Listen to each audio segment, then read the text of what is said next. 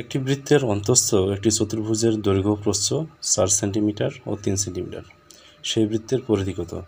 PGCB, তার মানে power grid corporation of Bangladesh, এই নিয়োগ পরীক্ষা আর কি প্রশ্নটা আসছে।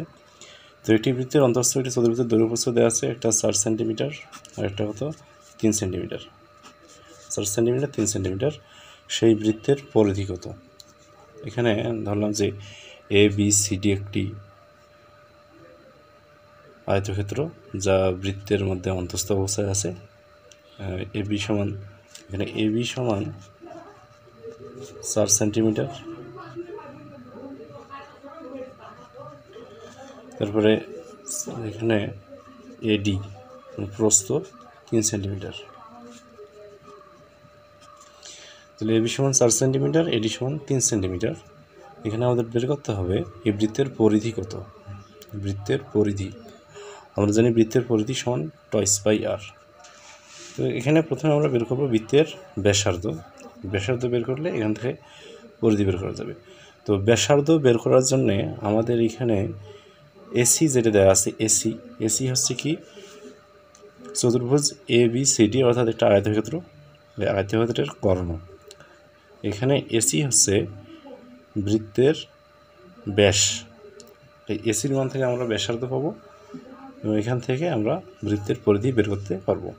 তো এখানে এসি, আমরা প্রথমে এসির মানটা বের করি। তাহলে ত্রিভুজ এডিসি এখানে সমকোণী, এডিসি সমকোণী ত্রিভুজে আমরা কী পাবো? তাহলে ত্রিভুজ ADCA এটা সমকোণী ত্রিভুজ হয়, আমরা লিখতে পারবো AC স্কোয়ার সমান হচ্ছে AD স্কোয়ার যোগ CD স্কোয়ার। যেহেতু এসির মান বের করবো তাহলে বা আমরা এখানে লিখতে পারবো AC স্কোয়ার সমান এডির মান 3-এর উপর স্কোয়ার যোগ সিডির মান হচ্ছে 4, এটা দৈর্ঘ্য 4-এর উপর স্কোয়ার। তো এটা যোগ করলে কত হচ্ছে 25। তো এখানে অতএব এসি, শুধু এসির মান হবে √25 সমান 5। তো এটা হচ্ছে এখানে এসির মান, তাহলে এসি সমান 5। তো এসি যদি 5 হয় তাহলে বৃত্তের ব্যাস হবে কত? আমরা জানি বৃত্তের ব্যাস ব্যাসার্ধের দ্বিগুণ।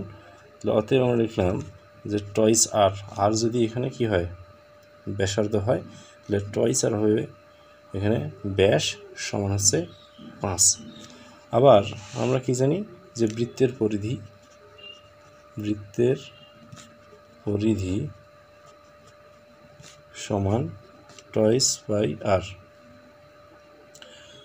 2πr বা টয়েস বাই আর। তো এখানে 2r যেমন আমরা এখানে টয়েস আর ধরছি, কত 5 আলাদা করলাম, এখানে পাই। তাহলে টয়েস আর এর মান হচ্ছে এখানে 5 ইন্টু পাই, তাহলে 5π বা 5π। তাহলে এখানে বৃত্তের পরিধি হচ্ছে 5π।